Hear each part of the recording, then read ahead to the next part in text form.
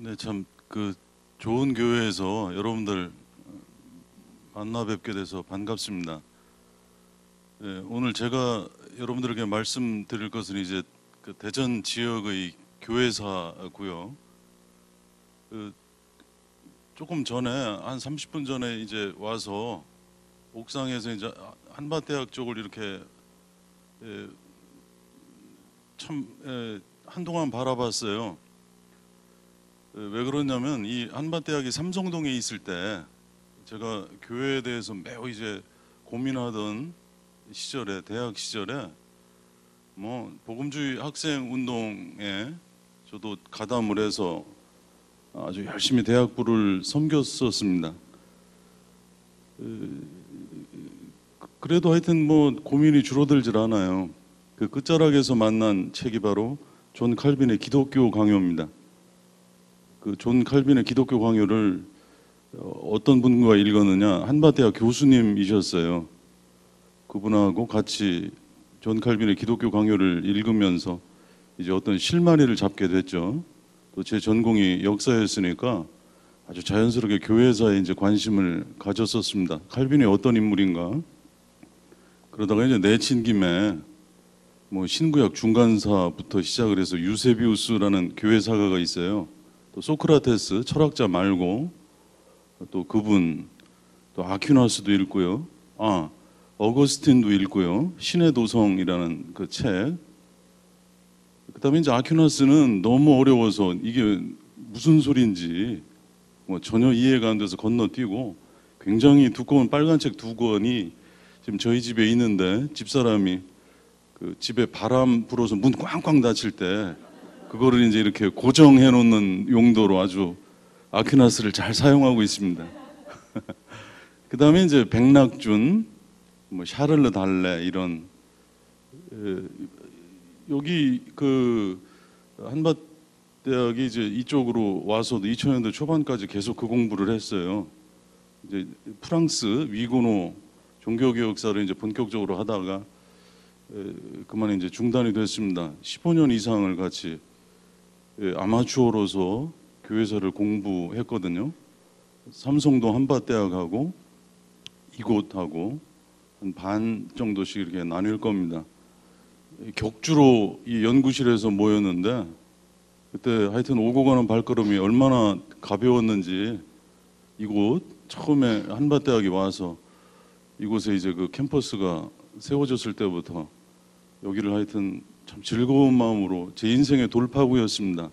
그 교회사 관련 여러 가지 책들을 읽는 것이.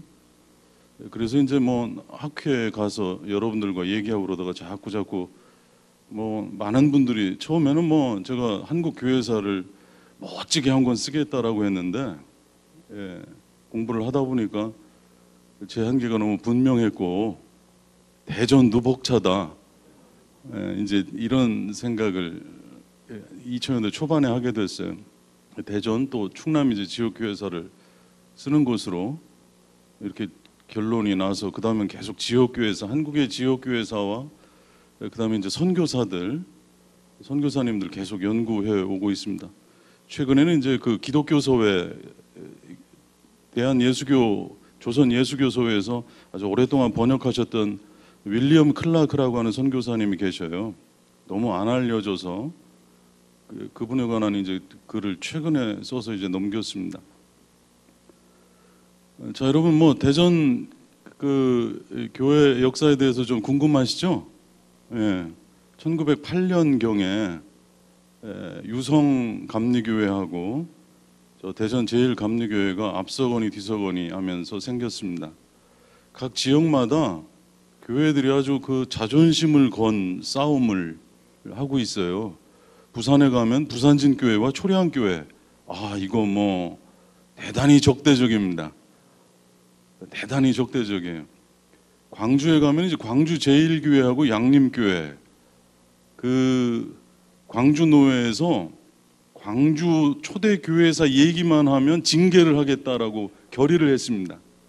그 싸움이 얼마나 그 길고 지리하게 계속됐나 다 치를 떨고, 하여튼 광주 지역 교회사 얘기를 했다 하면 징계를 이른바 때리겠다고 결의를 했어요, 노회에서. 그 광주 제일교회와 양림교회의 초기 교회 논쟁은 아주 심각합니다. 그런 식으로 오히려 이제 저 청주는 좀 쿨해요. 청주 제일교회가 또 워낙 자료가 분명하니까 신대교회라는 교회가 청주 제일교회보다 앞섭니다. 2년이나. 근데 청주 제일교회는 아주 인정을 하고 청주 지역의 신대교회가 먼저다. 그래도 청주 제일교회의 어떤 모교회로서의 위상 전혀 흔들림이 없습니다. 오히려 신대교회가 청주 지역 최초의 교회다라고 해가지고 청주 제일교회 품위가 더 올라갔어요. 또 청주 초대교회에서 얘기를 할 때 두 교회를 함께 얘기하니까 훨씬 더 풍성합니다. 아주 자연스럽고. 다른 지역 교회들이 이걸 좀 배워야 되겠는데, 대전도 이 유성교회와 대전 제일교회가 만만치 않습니다. 저는 이쪽에 가서는 여기가 처음이라고 그러고 뱀 같은 지혜를 발휘할 수밖에 없는. 대전은 감리교의 선교 구역이었어요.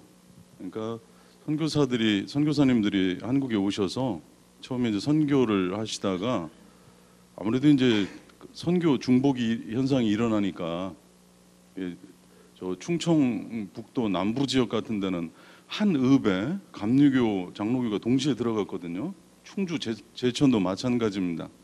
아무래도 이제 여러 가지 자원의 낭비가 그 당시 심하니까 선교사들이 모여서 이제 머리를 맞대고 지역을 분할해요.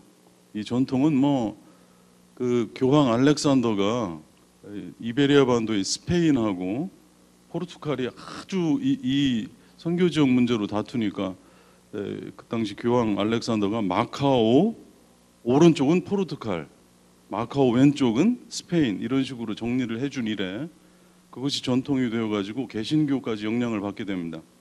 선교사들은 서구의 선교사들은 피선교지에 가서 선교적 분할 협정을 해요.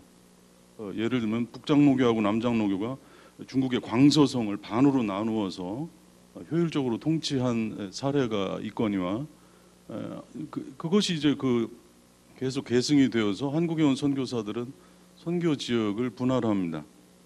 그래서 이 충청남도 저 논산, 서천 그리고 금산 쪽은 미국 남장로교가 맡고 나머지 11개 구는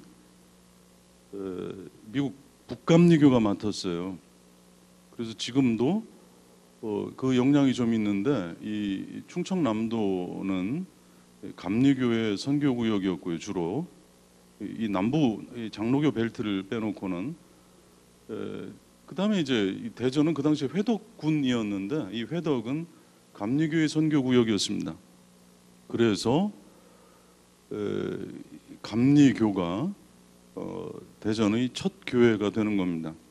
선교사들은 한국에 와서 스테이션 중심 선교 전략을 펼쳐요.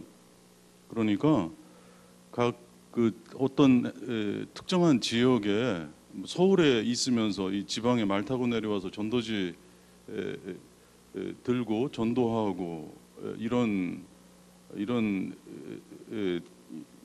방법을 쓰지를 않고 아예 미국에서 이미 19세기 후반에 서양 개신교의 선교 전략은 스테이션 중심 선교 전략입니다. 그러니까 가가지고 피선교지에 가서 인구가 집중된 그 도시에 외곽에 한 10만 평 정도 땅을 삽니다. 그렇게 아주 훈련받아서 들어왔어요. 이분들 신학교 다닐 때부터. 그러니까 남장로교 같은 경우는 여기 와서 이제 북장로교 선교사들과 이제 선교 지역을 분할해요. 그래서 호남은 남장로교가, 부산 경남은 호주 장로교가 맡고 함경도는 캐나다 장로교회가 맡거든요. 나머지는 이제 북장로교가 맡게 되는데 남장로교 선교사들 여기 와서 이제 쭉 호남 전체를 돌아봅니다. 그리고 이제 호남에 그 당시 전라 가명이 있던 곳이 전주니까 전주에 이제 화산 언덕 10만 평을 처음부터 10만 평을 사는 건 아닙니다. 5천 평, 만 평씩 가지고 그러나 하여튼 그 일대를 다 사겠다는 생각을 하게 되죠. 그래서 거기에 바로 이제 선교사들 주택 짓고요. 한 10여 채 있었습니다. 전주에. 그다음에 병원 크게 져요. 그게 지금도 있는 전주 예수병원입니다. 그다음에 남녀 중등학교를 꼭 세웁니다. 그래서 전주에 신흥과 기전여고가 그래서 광주에는 뭐 교회는 당연히 전주에 이제 서문교회 세웁니다. 교회는 그 한국인들이 많이 살고 있는 마을로 전진 배치해요. 그 스테이션 맨 뒤에 그 산의 구릉지대에 선교사들 주택이 쭉 있고요. 그다음에 오른쪽에 보통 병원, 왼쪽에 학교가 있습니다. 그다음에 그 꼭지 좀 맨 앞에 교회가 있어요. 그게 바로 그 지역의 최초의 교회들입니다. 그러니까 전주 서문교회, 신흥기전학교, 예수병원, 그다음에 선교사들의 주택 이런 식으로 거기가 10만 평이에요. 거의 뭐 대학 캠퍼스 수준입니다. 그다음에 저 지금 군산에는 남자 영명학교가 있었고 군산 예수병원이라고 있었어요. 전주 예수병원보다도 일제 강점기에는 더 컸던 왕성했던 병원입니다. 거기 아주 세련된 외과 의사 드루라는 선교사가 와서 그 당시 한국인들이 거의 뭐 한 사흘 만에 앓다 죽는 것이 맹장염이었거든요. 이 외과 의사가 와가지고 현란한 칼솜씨로 한 일주일이면은 불끈 그 맹장염 걸리면 그때 죽었거든요. 그래서 그 군산 예수병원에서 그 생명을 다시 얻어서 그 지역으로 다시 마을로 돌아가서 교회를 세운 그 일화들, 그 에피소드가 대단히 많습니다. 금강변에 군산에서부터 장항으로 해서 이 서천 쭉 올라오면서 강경까지 이런 식이죠. 저 광주에는 광주 기독병원 있잖아요. 폐결핵 미국인들보다 그 결핵 사망률이 우리가 50배가 더 많았거든요. 그래서 그 결핵병원으로 특정을 했습니다만 그다음에 광주 숭일고등학교하고 수피아여고 지금도 있죠. 그다음에 이제 뭐 광주 양림교회 또는 제일교회 이런 식입니다. 순천에는 매산 남녀학교가 있었고 알렉산더 병원이 있었어요. 이런 식이었습니다. 그러니까 그 구미 선교가 그 로버트 모리슨 또는 귀출라프 때는 내륙으로 들어가지를 못했어요. 그 귀출라프 보면 홍콩하고 마카오에만 있거든요. 개항장에만 있고 자신들의 신변이 보장되니까 19세기 전반을 얘기하는 겁니다. 그래가지고 주로 중국 사람들 또는 인도 사람들을 이제 그 훈련시켜서 그들을 파송했어요. 원격 선교라고 그러죠. 자신들은 원주민들과 접촉하지 않고 그러니까 선교 효과가 없는 거예요. 허드슨 테일러가 이제 3세대 모리슨, 귀출라프 그다음에 3세대 이제 허드슨 테일러가 이제 내륙으로 들어가기 시작했거든요. 그래서 거기에서 이제 얻은 결론이 선교사들이 직접 가서 살아야 되겠다. 미국이 이제 또 산업혁명 이후에 경제적으로 아주 그 자신감이 생기면서 이제는 선교의 패러다임이 완전히 바뀝니다. 그러니까 보통 CEO 출신 장로님들이 큰 회사를 경영해봤던 장로님들이 선교 본부에 장이 돼가지고 전국에서 이제 선교 헌금을 모아서 그걸 주식 투자도 해요. 그러니까 지금으로 지금 수백억씩 굴려요. 그래서 그 돈으로 이제 중국에 선교하겠다 그러면 스테이션 하나 설치하는데 지금으로 뭐 몇십억이 들거든요. 땅 사고 병원하고 학교 지으니까 그거 전부 생각을 하는 거예요. 남장로교 같으면 7개 국가에 10개 선교부 54개의 스테이션을 세웠거든요. 세계 각처에. 북장로교는 그거보다 3배 정도 많았습니다. 30개 국가에 180개의 스테이션을 세웠거든요. 그래서 서양 선교사들이 한국에 와서 34개의 스테이션을 세웠어요. 북한까지 포함을 해서. 그래서 서울에는 뭐 스테이션이 3개나 됐어요. 남감리교, 북장로교, 그 정동 지금 예원학교 일대가 덕수궁 돌담길을 따라서 예원학교 일대 그리고 미국 대사관저가 원래는 미국 북장로교의 정동 스테이션이었고요. 그쪽에 지금 이화여고 있는 쪽 정동 제일교회 있죠? 그쪽은 이제 아펜젤러의 미국 그 북감리교회 서울 스테이션이었습니다. 스테이션이 나란히 두 개가 있었던 거죠. 그다음에 이제 스케일 큰 언더우드가 거기 한 6, 7천 평 되는데 그걸 못 참고 정부에 다 팔아버리고 연동에 3만 평을 얻어서 가요. 지금의 한국 기독교 100주년 기념관이 있고 한 거기 있죠? 그 일대가 그 미국 그 북장로교회 연지동 스테이션이었습니다. 연동교회가 있는 그런 식이었어요. 또 사직동에 남감리교 스테이션이 있었고요. 자, 그럼 충청도는 청주에 스테이션이 있었습니다. 지금 일신여고 거기에 지금 선교사 주택이 6채나 남아 있어요. 여러분 청주, 대구, 순천은 꼭 가보셔야 됩니다. 최고의 스테이션 유적지예요. 그 다음에 우리가 관심을 갖는 충청남도는 그때는 대전이 그야말로 대전 리도 아니었습니다. 대전 리도 아닌 대전이라고 하는 아주 그 한밭이라고 하는 20가구가 살던 아주 그 조만한 자연 마을이었거든요. 공주에 미국 북감리교 선교사들이 스테이션을 설치합니다. 지금도 그 주택 하나가 남아 있고요. 공주 제일교회하고 공주 영명고등학교는 여러분들 잘 아시죠? 영명 남녀학교 있었고 또 공주 디스펜서리라고 그래서 공주 시약소 작은 의원 규모. 북감리교는 서울의 세브란스에 집중하느라고 이 공주의 병원 더구나 전주 예수병원이 있으니까 공주에는 약하게 의료기관을 운영했어요. 그게 좀 아쉽습니다. 바로 이 공주 스테이션에 상주했던 선교사들이 회덕을 이제 타겟으로 삼아서 방문을 했죠. 앨리스 샤프라고 여성 선교사입니다. 이분은 샤프라고 하는 선교사하고 1904년에 서울에서 만나서 1902년에 왔거든요. 앨리스가. 그래서 후임 선교사로 아주 야무지게 생긴 총각 선교사가 오는 거예요. 선교사들이 보통 20대 중반 정도에 한국에 오거든요. 그래서 그렇게 로맨스가 많아요. 선교하러 왔는지 결혼하러 왔는지 그런 정도로 아주 그런 사례가 대단히 많습니다. 두 분이 서울에서 이제 결혼을 해가지고 1905년에 내려와서 공주 최초의 서양식 주택 2층으로 된 스테인드 글라스가 있는 이 주택을 세웁니다. 그때는 뭐 공주가 완전 100% 초가집이에요. 지금 공주 사대부고 그 자리에 있는 충청 가명 관찰사가 머무는 충청 가명의 기와집 건물 빼놓고는 100% 초가집입니다. 거기에 이제 으리으리한 서양식 주택을 지었어요. 그래서 이제 본격적으로 샤프 선교사가 선교를 하기 위해서 2월 달에 연산 지역을 방문했다가 막 2월 말에 이제 비가 왔어요. 그래서 상여 집에 옛날에는 왜 상여를 동구 밖에 내놓잖아요.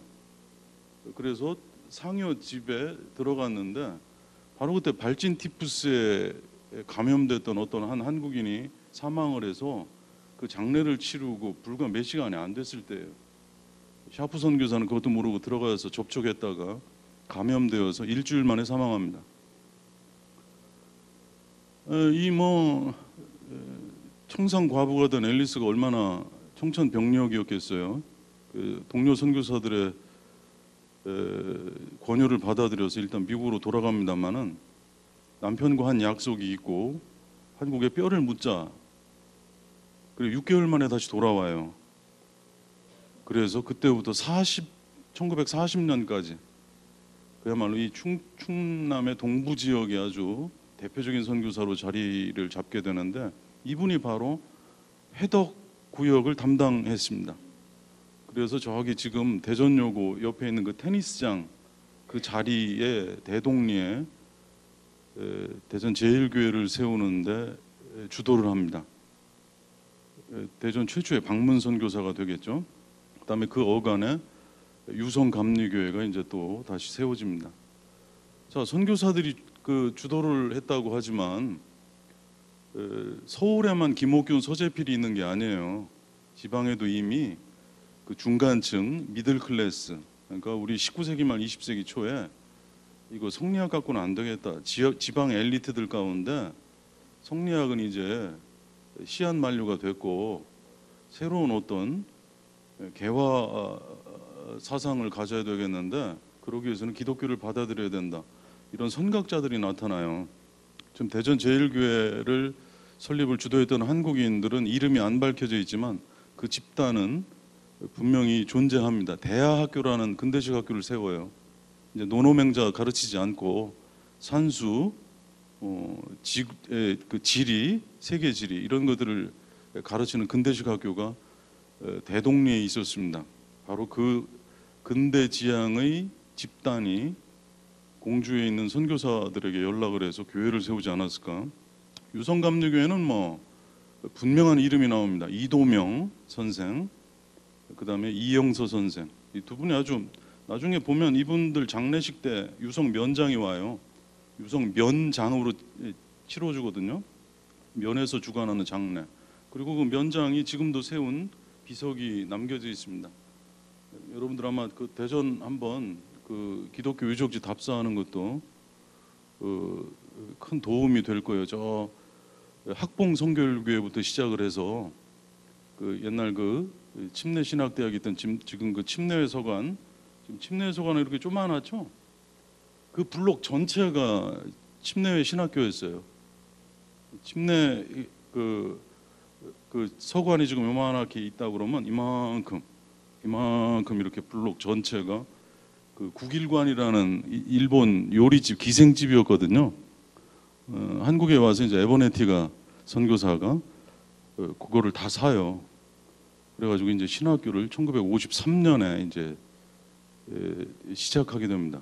그 요리집에서 그 방이 얼마나 많았겠어요. 그게 다 이제 기숙사가 되고 거기에서 아주 그 침례교회 1회 졸업생들 그 걸출한 분들이 이제 배출이 됩니다.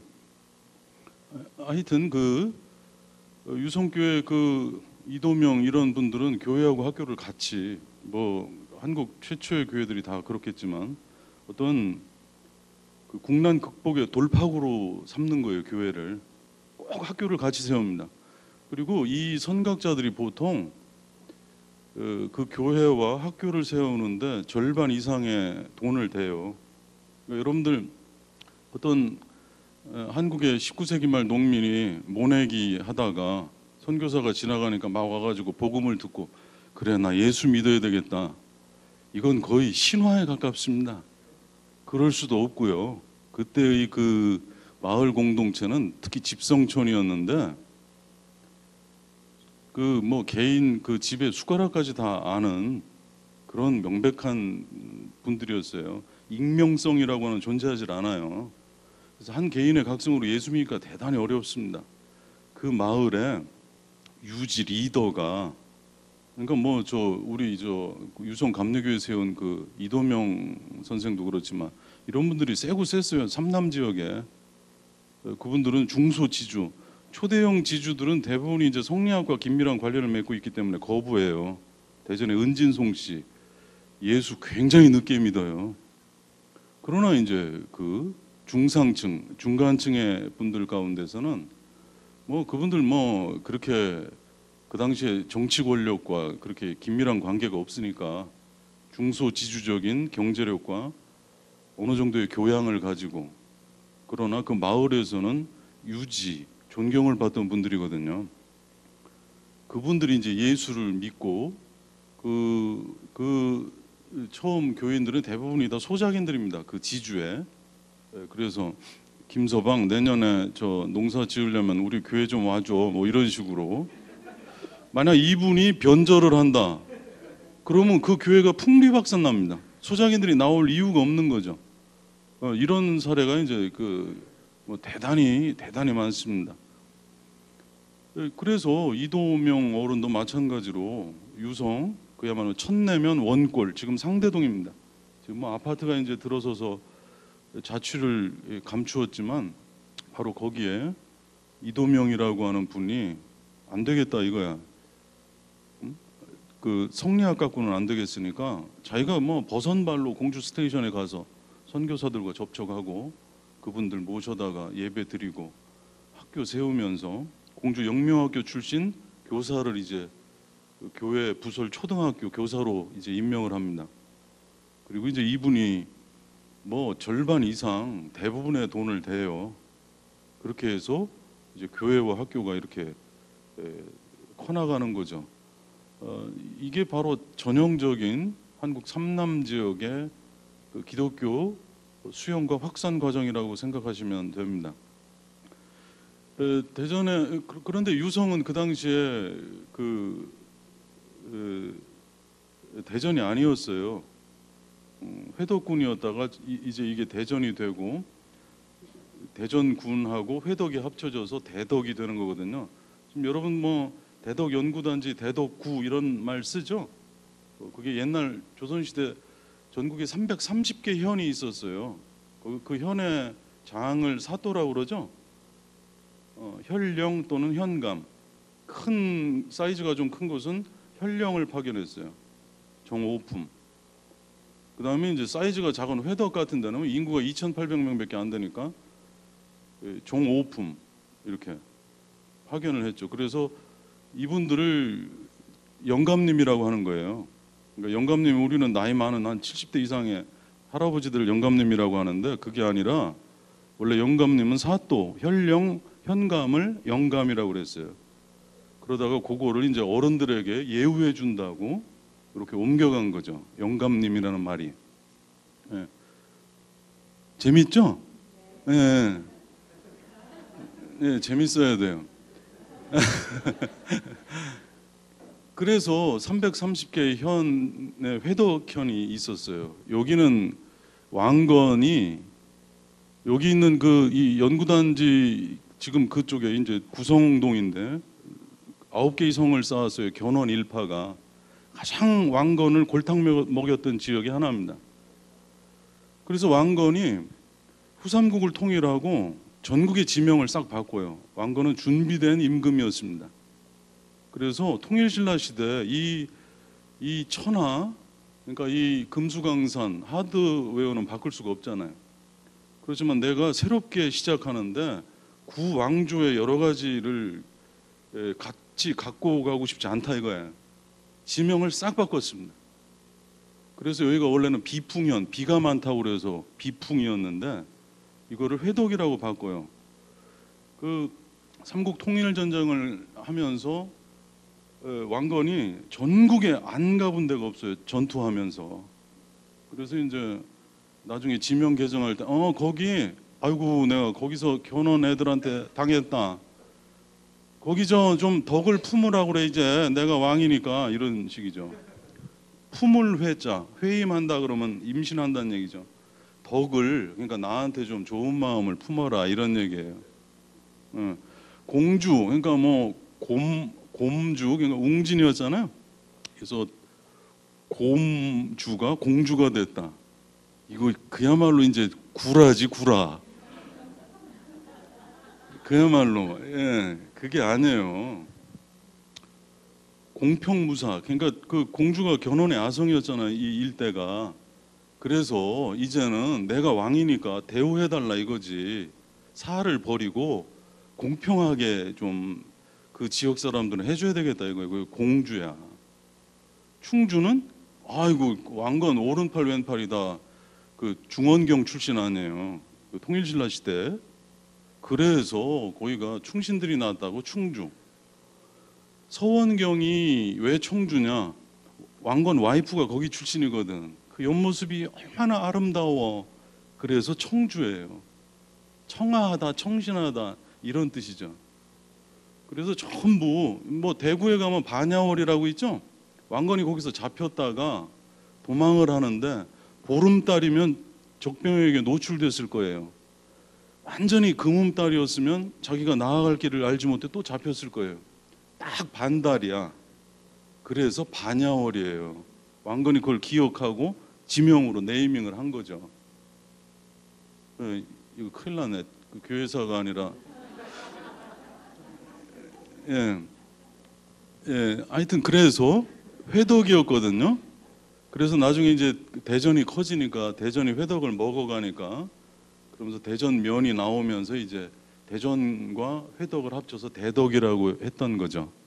그게 하여튼 그 당시에는 그러니까 지금 그 대전면에는 유성이 빠져 있어요. 유성은 이제 회덕군에 속했고, 그래서 대전을 좀 이렇게 좁혀 보면 1908년에 대전 제1교회가 시작이 됐어요. 그 감리교회가. 근데 이 감리교회는 아주 특징을 갖고 있는 게 뭐냐면, 감리교는 역시 사회선교 옛날부터 강했어요. 여기 올 때에도 벌써 사회관 이런 거 세워가지고 여성 어린이 선교 아주 그 압권이었거든요. 장로교 선교사들이 하지 못하는 영역을 뭐 태화 사회복지관, 여러분 이런 정도 들어보셨죠? 대전에도 지금도 기독교 종합 그 복지관이 있는데 그게 바로 감리교 선교사들의 작품입니다.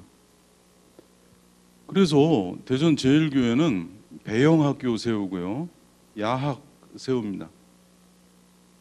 그리고 영화원 세워요. 여기 아마 옛날 1960년대 대전에서 초등학교 다니신 분들은 하여튼 학교에서 우유를 드셨을 거예요. 물론 그게 나중에는 정부 차원에서도 왔지만 대전 제1교회의 밀크 스테이션에서 공급했습니다. 특히 삼성초등학교 다니신 분들은 원동초등학교, 중앙국민학교 이거 다 대전 제1교회에서 무상으로.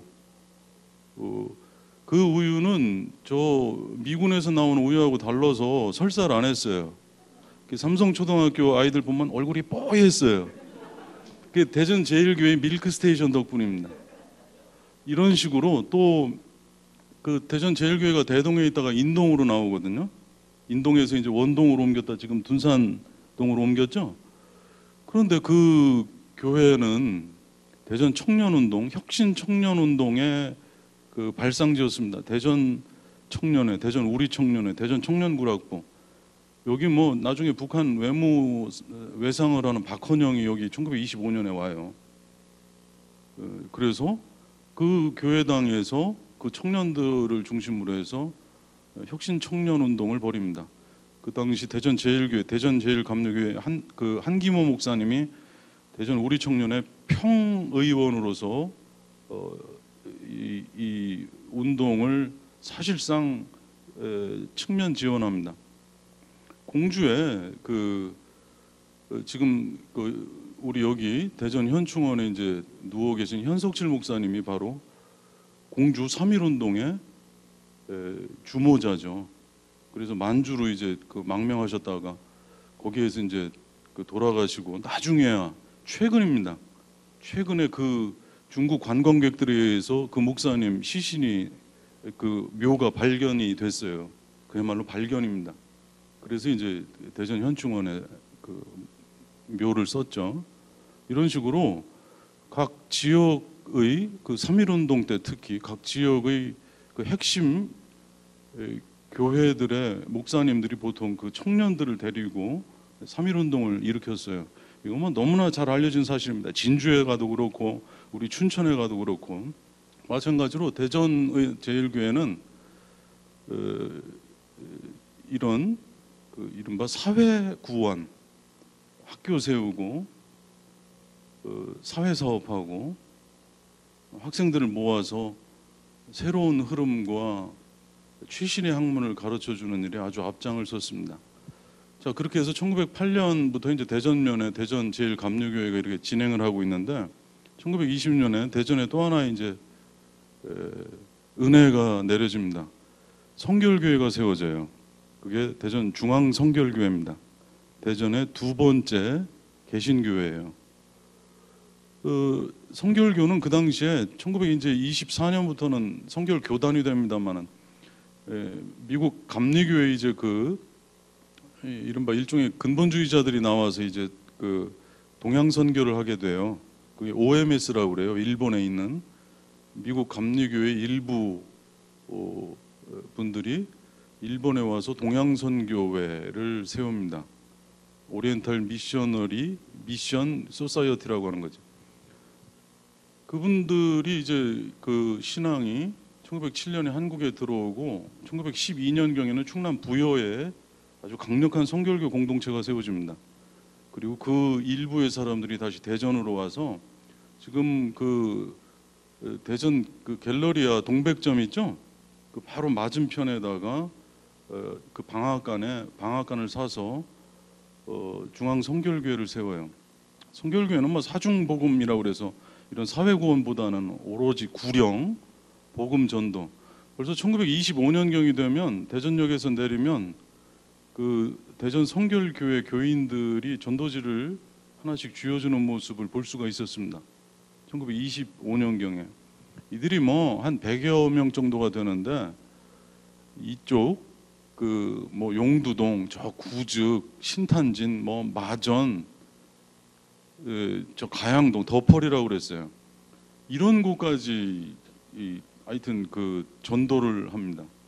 부흥회하고 막 북치면서 시내를 돌아다니고 어체시장, 지금의 중앙시장 그쪽으로 하면서 아주 공격적으로 전도를 합니다. 이분들이 1933년에 그 지금 목적교 밑에서 전선 순회 장막 전도회라고 하는 부흥회를 하는데 그때 대전 인구가 4만이었는데 3천 명을 모아요. 그런 정도로 아주 그 구령 운동에 앞장섰죠. 그래서 1930년대 대전 제일교회가 한 300명, 중앙성결교회가 한 500명 정도 이렇게 모였습니다.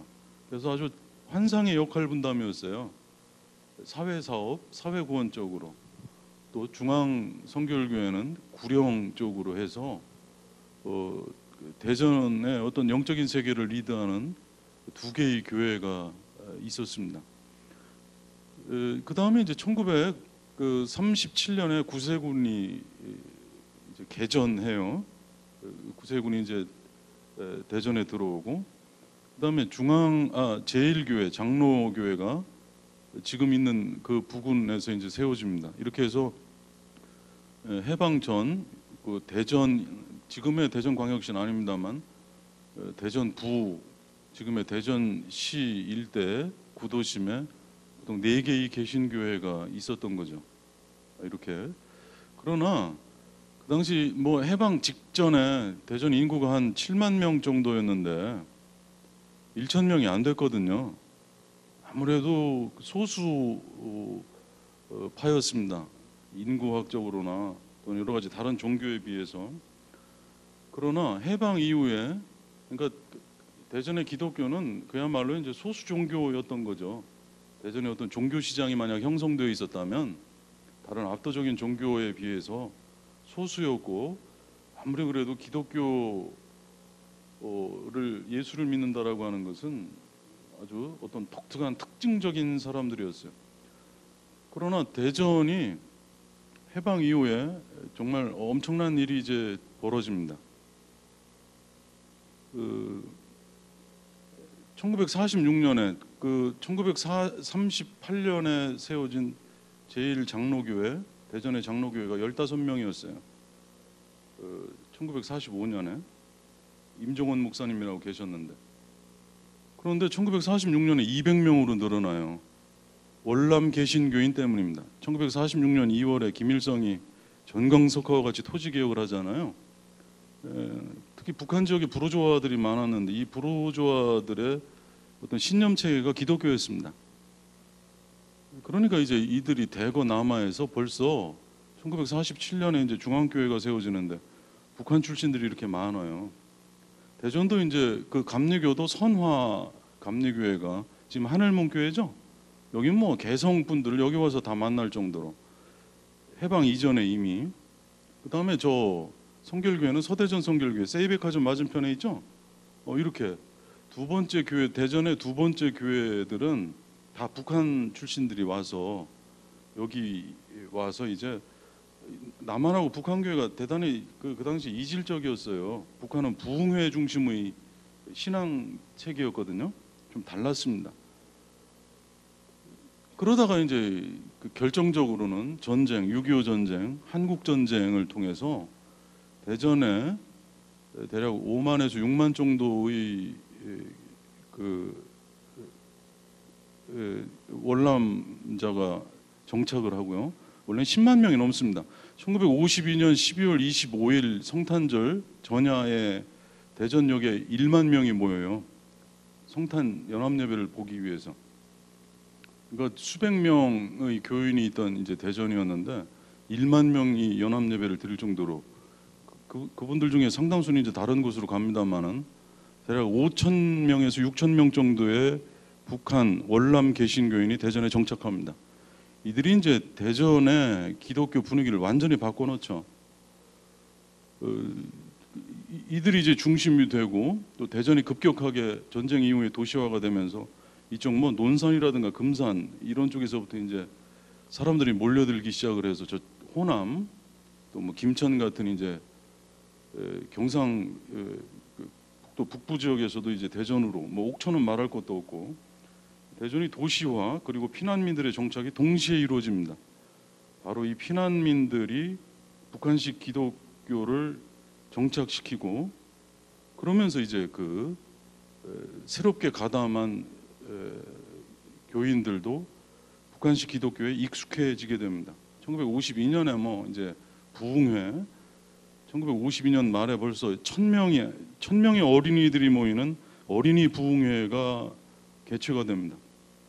그런 정도로 이제 그 확산이 돼요. 북한 월남 교인들이 대전 기독교의 새로운 에너지로 이제 등장합니다. 그런데 여기에 가세한 것은 선교사들이에요. 북한이라는 아주 귀중한 선교 지역을 잃었잖아요. 또 이때 중국이 공산화됩니다. 침례교에 먼저 얘기를 하면 침례교 선교사들의 아주 고급 인력이 중국이 이제 길이 막히니까 그 인적인 물적인 자원이 다 한국으로 오게 됩니다. 한국은 이미 1896년 2월에 강경 침례교회를 시작으로 해서 침례교 공동체가 있었거든요. 특히 충남은 한국 침례교회 발상지입니다. 그러니까 바로 침례교 선교사들 뭐 에버네티 선교사, 개미지, 윌콕스, 우락수 선교사 이런 분들이 이제 대전으로 오셔서 바로 이제 침례교 신학교를 세운 거예요. 침례에 서관하고 아까 말씀드린 거기에다가 이분들은 뭐 아주 중국어에 능통한 분이고 2대 3대에 걸쳐서 중국 선교를 했던 분입니다.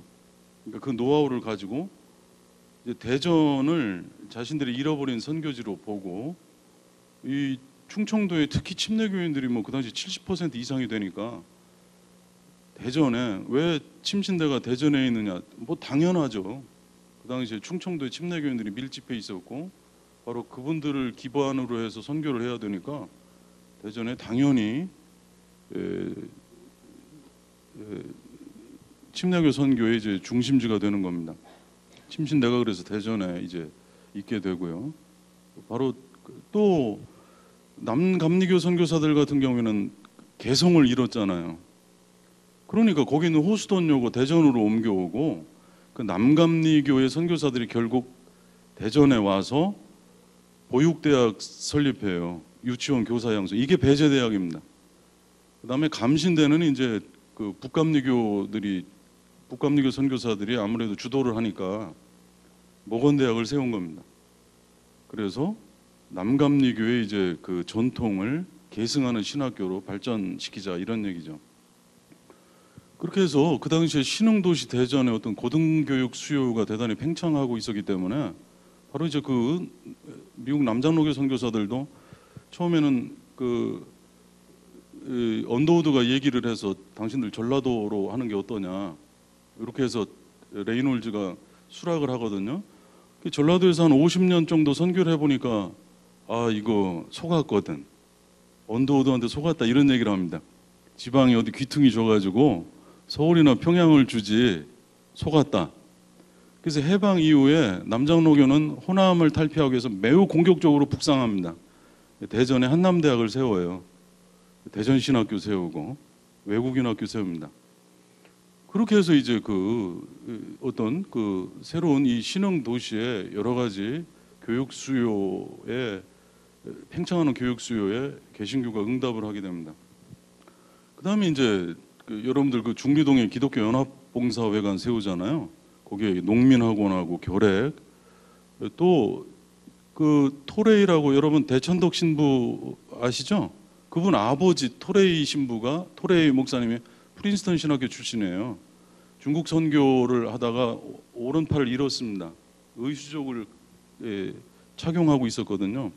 이분이 이 그 중리동에 와서 그 의수족을 무상으로 그 상위 용사들에게 달아줬습니다.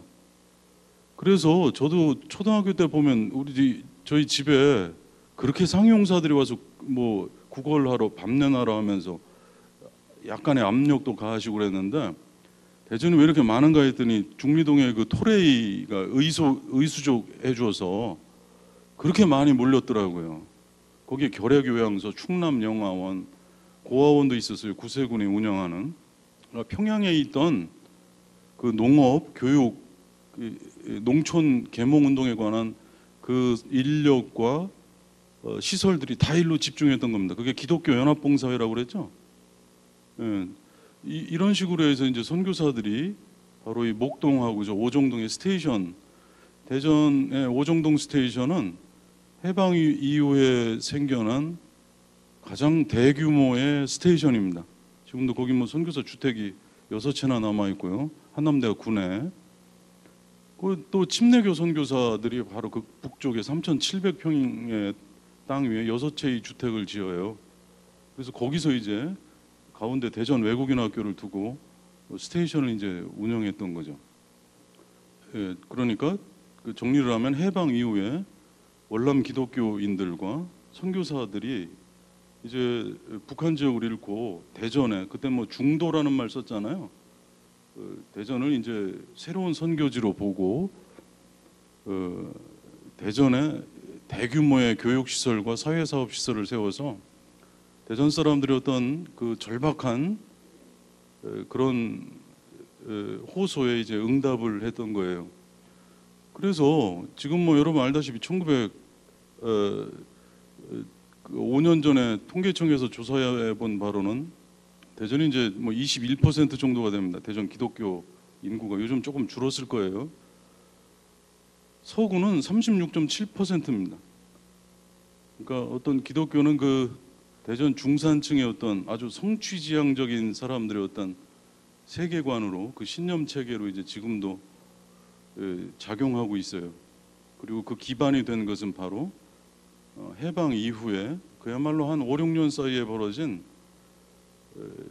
그 월남 기독교인들과 그리고 선교사들의 교육 사회 사업이 집중된 결과 1960년대 가면 이제 기독교인 비율이 대단히 높은 그런 도시로 이제 성장을 하게 됩니다. 그냥 뭐 반공주의라든가 부흥회 이런 거에 관해 좀 더 말씀드리기보다는 이거 뭐 한 번에 할 수는 없는 일이니까 요 정도로 하고 그 질문을 좀 하시면 한 2분 정도만 질문하시면 좋겠습니다. 시간이 없어서 중간에 가다 갑자기 끊어서 맥이 좀 풀리죠? 예, 그래도 뭐 약속된 시간이 있으니까 또 다음을 기약하기로 하고요. 예.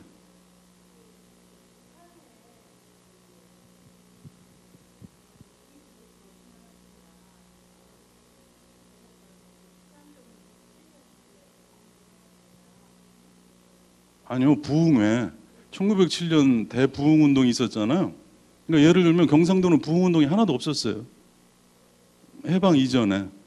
그리고 이쪽 전라도 쪽도 목포만 그랬고 충청도는 천안하고 공주만 조금 있었어요. 황해도까지는 아주 그 부흥회 스타일, 그러니까 1년에 봄, 가을로 부흥회 해야 되고 교회 건축 앞두고 대대적으로 부흥회하고, 이게 지금 한국교회 일반적인 스타일인데 그때는 북한만 그랬지 남한은 그 정도까지는 아니었다는 거죠. 부흥운동이 경상도는 전무했습니다. 그 선교사들이 지향점이 좀 달랐어요. 아무래도 감리교가 우세한 곳, 특히 호주나 남장로교는 좀 더 좀 보수적이었습니다. 사경회라고 그랬어요. 성경 공부하고 그렇지 북치면서 막 손바닥 치고 하는 거는 일단 남한 스타일은 아니었습니다. 예, 그게 압도적인 신앙 형태로 자리매김한 게 바로 그 전쟁 이후에 그 절박함과 그 절박한 어떤 그 환경에 이제 북한식 기독교가 응답을 한 거죠. 그러면서 60년대 가게 되면 이제 뭐 특히 여기 침례신학 대학 그 졸업생들인 지덕 목사님, 오관석, 김충기 목사님 이런 분들이 뭐 여기 계룡산 뭐 양정고개를 들었다 놔요. 그러면서 60년대 초반에는 이제 뭐 부동의 어떤 그 신앙 형태로 이렇게 자리를 잡게 되죠. 예.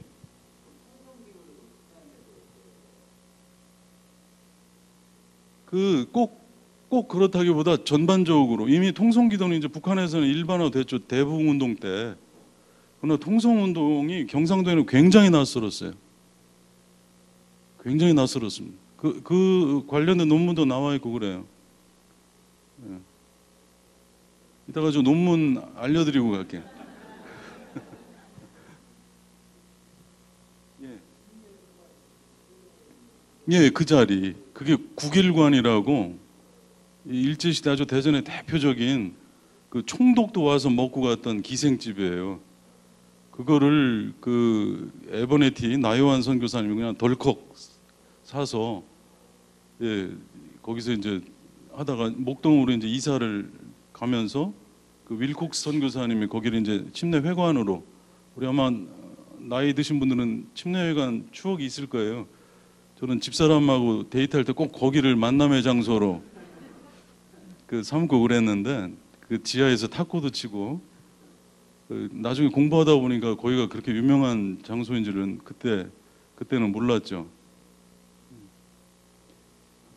이 정도로 하면은 좋겠는데요. 예, 또 뭐 미진한 게 있으면 다음에 또 한번 예, 목사님 특별히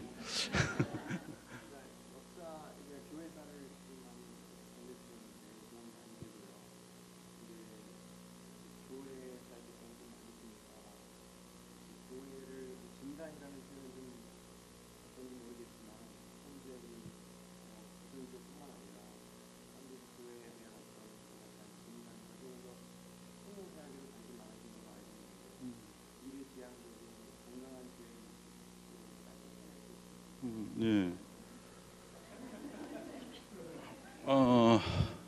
그 뭐 여러 가지 기회로 아마 여러분들보다는 제가 그 대전에 있는 여러 교회들을 상당히 많이 방문했을 거예요. 양극화가 아주 심각하게 진행되고 있습니다. 그러니까 이른바 300명 정도 되는 교회들이 5년 전에 비해서 절반으로 줄었어요. 양극화가 대단히 심각합니다. 아마 이 함께하는 교회로 다 오신 것 같은데 양극화에는 수평 이동이 아주 일반화되어 있다는 거죠. 교회들 간에 이제 경쟁이 치열해지고 있고 이거는 뭐 절대 그 접대성 발언이 아닙니다. 함께하는 교회가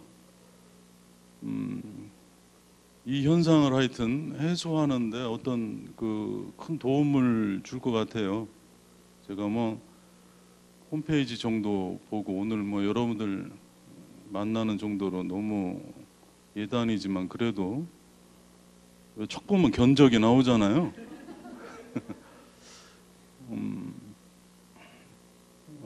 실험적인 그 단계를 떠나서 그 실험성이 이제 안정되고 있다고 보고요.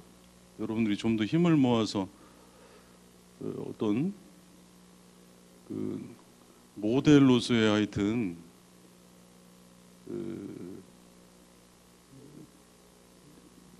그 실험을 하여튼 하루속히 마치시고 모델로서의 어떤 그 자태를 교회의 자태를 좀 더 드러냈으면 좋겠어요. 여러 가지 뭐 불안한 요소들이 많고 그러겠지만 그 현실 교회 여러분들 다 느끼셔서 아마 이렇게 선택하셨을 텐데 정말 지금 그 현실 교회가 정말 숨이 막힐 지경이거든요. 정말 이렇게 신앙생활을 계속 해야 되나라는 어떤 아주 근본적인 회의가 들고 그래요. 몇 가지 이제 희망을 주는 교회들이 있는데 함께하는 교회도 그 중에 하나 같습니다. 전혀 접대성 발언이 아닙니다. 제 느낌입니다.